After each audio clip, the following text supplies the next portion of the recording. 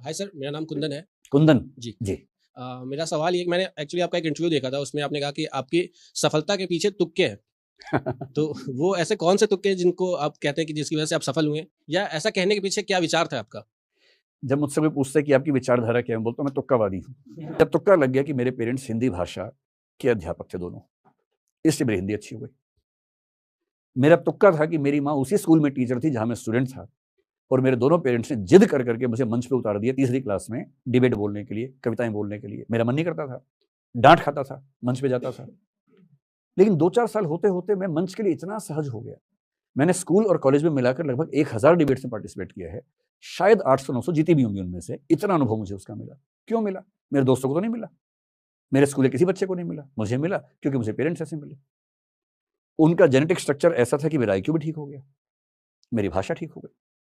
मेरे पिताजी की इच्छा थी कि मेरा बच्चा दिल्ली जाके पढ़े, मुझे सुविधाएं मिली, मेरे दोस्तों को नहीं मिली। वो छोटे शहर में रह गए, मैं दिल्ली आ गया। मुझे दिल्ली विश्वविद्यालय का माहौल मिला। उस माहौल में मैंने बहुत कुछ सीखा, क्योंकि विश्वविद्यालय अच्छा कैसे बनता है, विद्यार्थियों से बनता है। मुझे ऐसे विद्यार्थी मिले। फिर उस माहौल ने मुझे सिखाया कि यूपीएससी देना चाहिए एग्जाम। तब तो मेरा पढ़ने में शौक नहीं था। मैंने यूपीएससी के लिए पहली बार, क्योंकि ऑप्शन लेना पड़ता है, सोशियोलॉजी लिया। उस विषय को पढ़ के मुझे लगा कि पढ़ाई की दुनिया इतनी सुंदर है।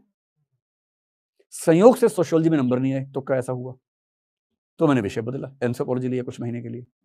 फिर लगा कि हिंदी में नहीं संभल पाएगा, वो छोड़ के फिलोसफी लिया। फिलोसफी मैंने क्यों पढ़ा, मेरी मजबूरी थी, यूपीएससी के लिए पढ़ना था। और फिलोसफी पढ़ के मुझे मजा आ गया, लिटरेचर पढ़ के मजा आया। बाद में जनरल स्टडीज में संविधान पढ़ा। फिर यूपीएससी में मैं टीचर बना, सिलेबस चेंज हुआ, मैंने एथिक्स पढ़ा, साइकोलॉजी पढ़ा, पॉलिटिकल साइंस पढ़ा। और ये सब क्यों पढ़ा? क्योंकि तुक्के से ऐसी स्थितियां बनती गई कि मुझे पढ़ना पड़ा। और ये सब पढ़ते पढ़ते मैंने पाया कि मुझे चीजें समझ में आने लग गई।